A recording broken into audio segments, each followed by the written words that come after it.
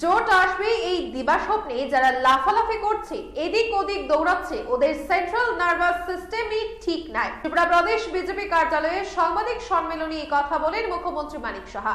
মুখ্যমন্ত্রী ছাড়াও উপস্থিত ছিলেন বিজেপির রাজ্য সভাপতি রাজীব ভট্টাচার্য।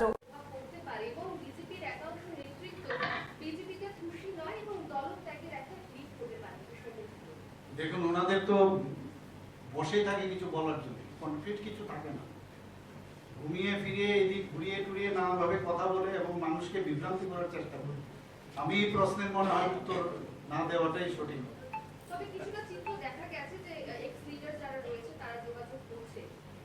দেখুন, ওরা তো ভেবেছিল এবারও প্রতি 5 বছর পর পরে সেটা হয়।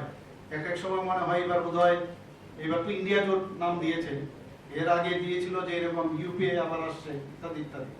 তখন তারা কিন্তু বসেই থাকে। এই লোকগুলো বারবার একবার কোন দিকে যাবে, আমি বলবো ওদের সেন্ট্রাল নার্ভাস সিস্টেমই ঠিক নেই। মানে কোথায় যে কখন যাবে, এর জন্য এই ধরনের করে একজন গেছেন এবং আমার মনে হয় ওনার পিছনে একজনও লোক নেই। তো যারা এই ধরনের চিন্তা ভাবনা থাকে আছে, তারা এখন কিন্তু বুঝে গেছে আর সম্ভব না। 2024-এর যে রেজাল্ট আমি যে এতক্ষণ ধরে এটা বললাম বা আপনাদের সামনে রাখলাম, এতে কিন্তু নিশ্চিত যে আগামী 2024-এ আবার আমাদের যশস্বী প্রধানমন্ত্রী নরেন্দ্র মোদীজির নেতৃত্বে সরকার গঠন হবে। তো যারা একটু এদিক সেদিক চিন্তা ভাবনা করছিল, এখন কিন্তু আর যাবে না, সেটা আমি বলে দিতে পারি। স্যার, একটা প্রশ্ন। সামনেই লোকসভা নির্বাচন, আপনি বলেছেন যে লোকসভা নির্বাচনে ত্রিপুরা বিজেপি 2টি আসনে জয়ী হবে। তো লোকসভা নির্বাচনকে টার্গেট করে রাজ্য বিজেপির প্রস্তুতি কতটা? 1। 2 নম্বর হচ্ছে পূর্ব ত্রিপুরায় মথাকে কতটা ফ্যাক্টর বলে মনে করেন, এবং মথার সঙ্গে লোকসভা নির্বাচনকে ঘিরে কোনো জোটের সম্ভাবনা আছে? 3টা প্রশ্ন। দেখুন, আমাদের কিছুদিন আগে আমাদের উপনির্বাচন এখানে হয়ে গেল।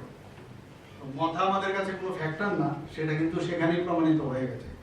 আমরা 2টো সিটেই আমরা জিতবো, এটা নিশ্চিত, আমি সেটা বলে দিতে পারি। আর যেখানে সংগঠনের কথা যদি লোকসভা 2024-কে সামনে রেখে আপনি প্রশ্ন করেন, তাহলে আমি এটাই বলবো যে ভারতীয় জনতা পার্টি 365 দিন কাজ করে, শুধুমাত্র ইলেকশন আসলেই কাজ করে সেটা নয়।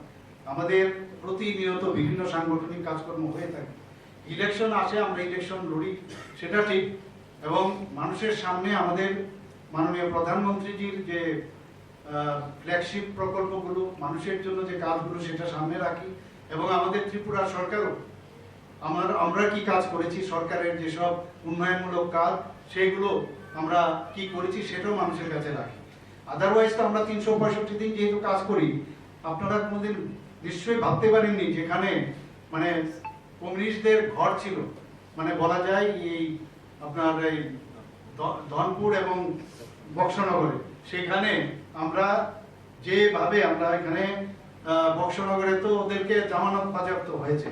তো এটা কি কারণে হলো? ধনপুরেও প্রায় 18,000 ভোটে আমরা জিতেছি এবং সেখানে আমরা প্রায় 30,000-এর উপরে ভোটে জিতেছি, যেটা কোনোদিন সম্ভব হয়নি।